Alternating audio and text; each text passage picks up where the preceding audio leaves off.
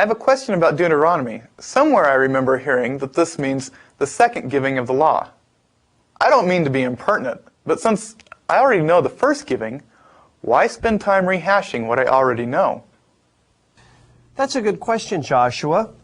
Deuteronomy, Deuteronomos, using the Greek Septuagintal title for the book, does mean from Deuteronomy 17, where the actual word is used in the Greek translation of the Hebrew text, Deuteronomos, it does mean second law.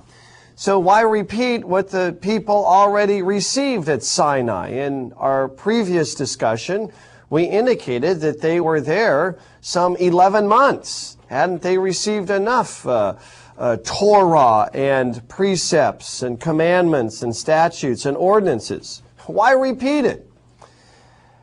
Well, Joshua, the reason Moses needs to repeat and summarize and recapitulate what the Lord had given at Sinai is, in large part, he was addressing a new generation, a generation that had grown up in the wilderness, who had perhaps not, by and large, spent a lot of time at Sinai, if at all.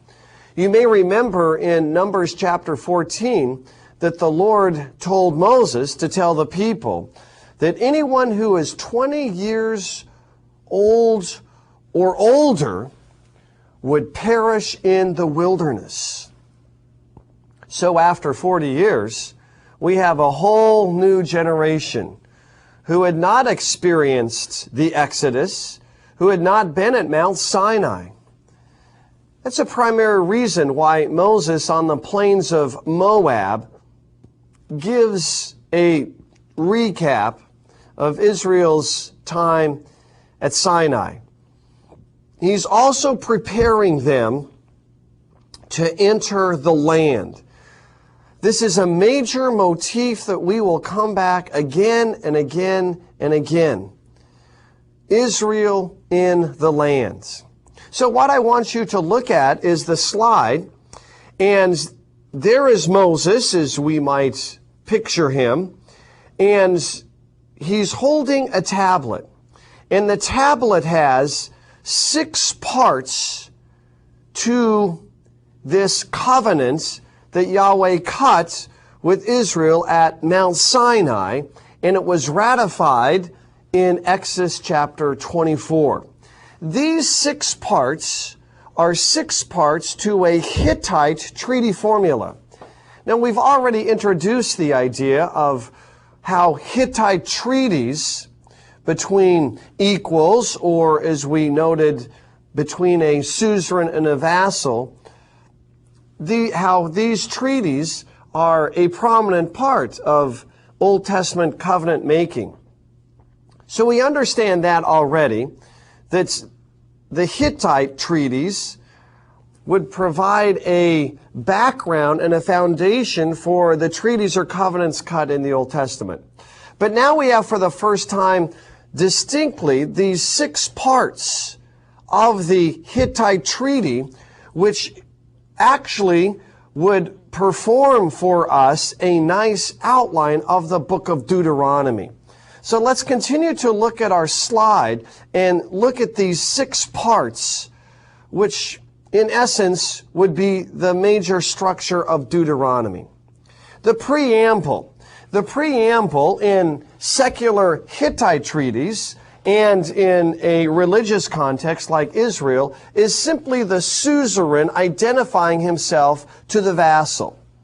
In the Old Testament, we would have this classically stated in Exodus 20 verse 1.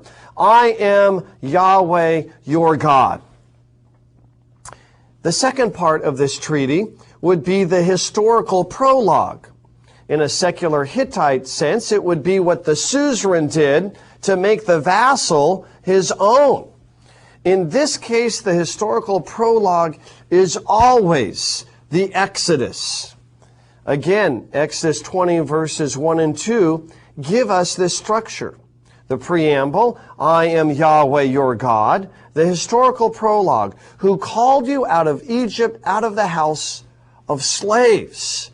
This is the gospel. This is what Yahweh has done for his people Israel. And then based upon this gospel of freedom and deliverance, we have the third part of this treaty formula, the stipulations. Again, rehearsing what we said about the Ten Commandments.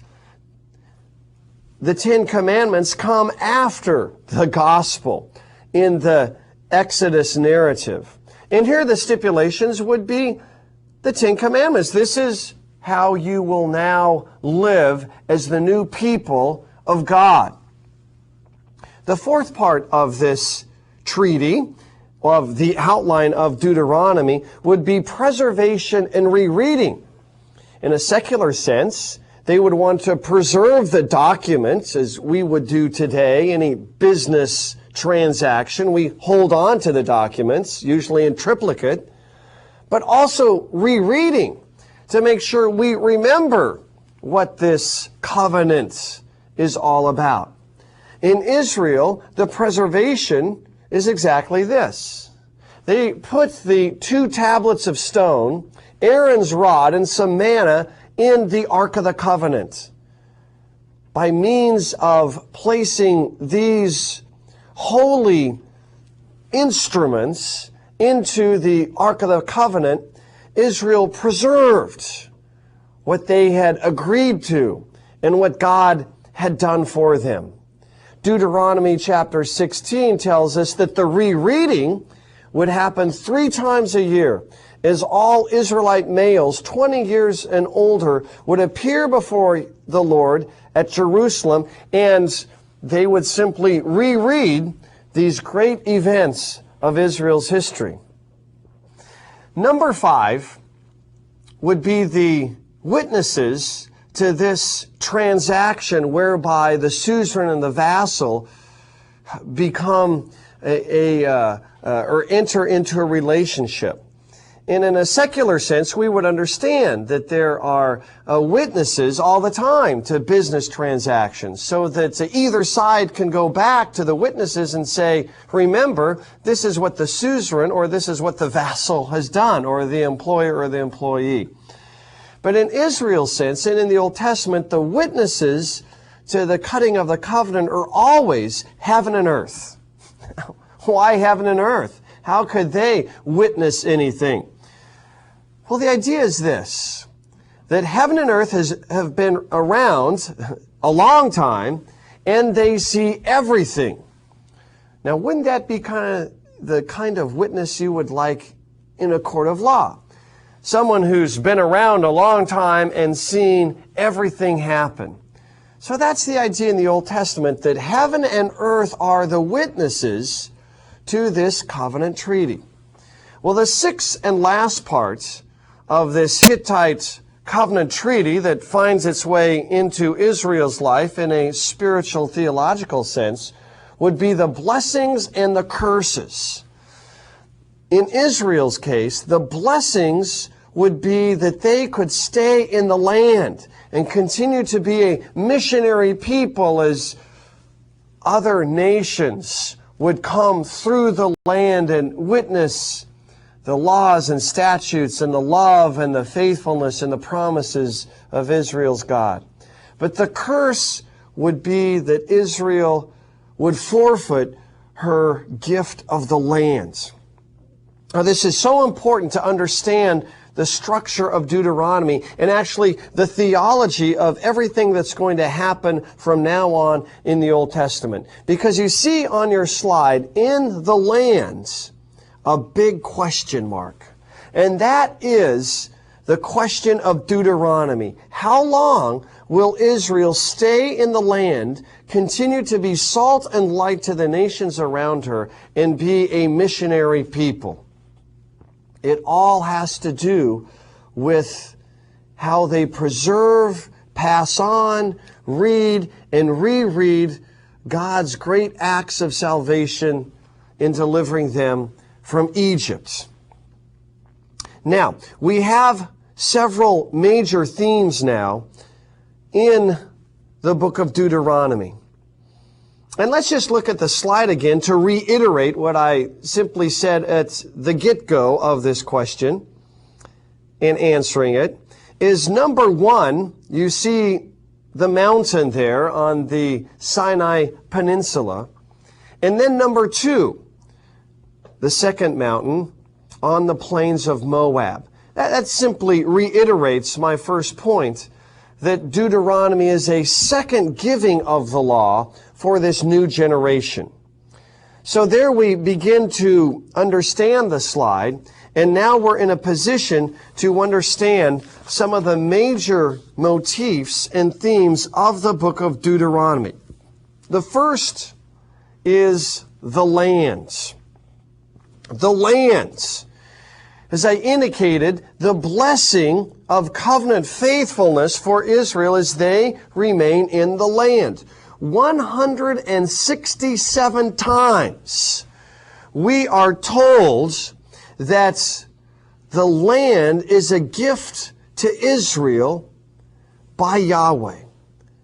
That's amazing. 167 times in the book of Deuteronomy, we are told that the land is a gift. It's not earned by Israel. It's not theirs by rights or by righteousness. The land is pure and simple gift. Well, the second theme is this: the Lord alone. This is the great Shema of Deuteronomy 6 verse 4. Shema simply means hear. Shema Yisrael.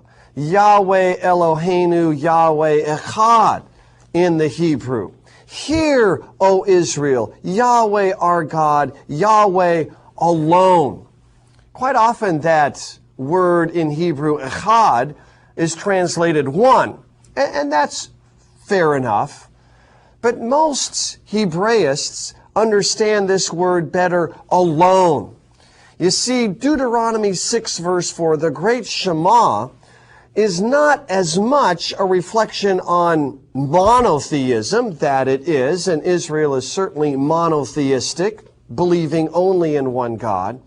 But this is more of a rally cry, more of a battle cry. It's Yahweh alone, no other gods. This is going to be the confession that enables them to live abundant life in the land. Hear, O Israel, Yahweh our God, and it's Yahweh alone, not, repeat, not the Canaanite fertility storm god named Hadad, or as he goes in the Old Testament by the name Baal. You say, who is Baal? I say, wait a couple of questions, and we will look at Baal. But for now, please understand that Deuteronomy is empowering people to see the land as a gift, and that as they go into the land, their rally cry is, we have only one God, and that is the God of Abraham, Isaac, and Jacob, the God who makes promises and fulfills those promises. Well, the third theme of Deuteronomy is one sanctuary. Over and over in the book of Deuteronomy, Moses makes it clear that there will be one place for Israel to worship. Now, he never mentions that there will be a temple in Jerusalem, but we see that subsequently fulfilled in the rest of the Old Testament. One sanctuary, one place of worship.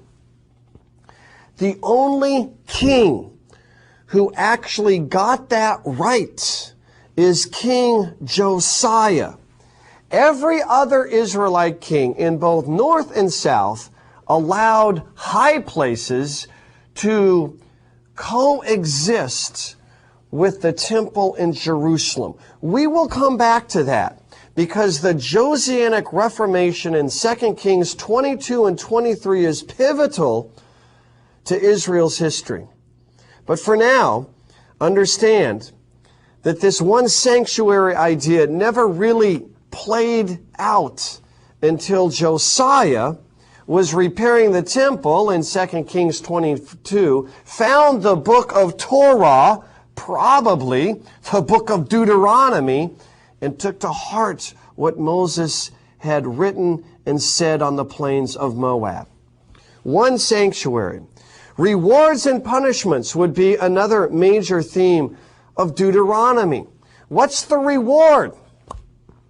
Simply, you stay in the land. You enjoy the land flowing with milk and honey. You enjoy God's great gift. The punishment, you're kicked out of the land. The land will vomit you out, to use some terminology from Leviticus chapter 18. And the last theme of Deuteronomy, choose life today. Over and over again, Moses says in Deuteronomy, it's all about today. Tomorrow may be too late. At its essence, the book of Deuteronomy is a sermon. Moses is preaching on the plains of Moab. And in any sermon, there's an urgency. And the urgency is indicated to us by his continued use of the word today. You see, tomorrow may be too late. Moses tells us, procrastination is my game. It only causes sorrow. I know I ought to change my name. In fact, I will. Tomorrow.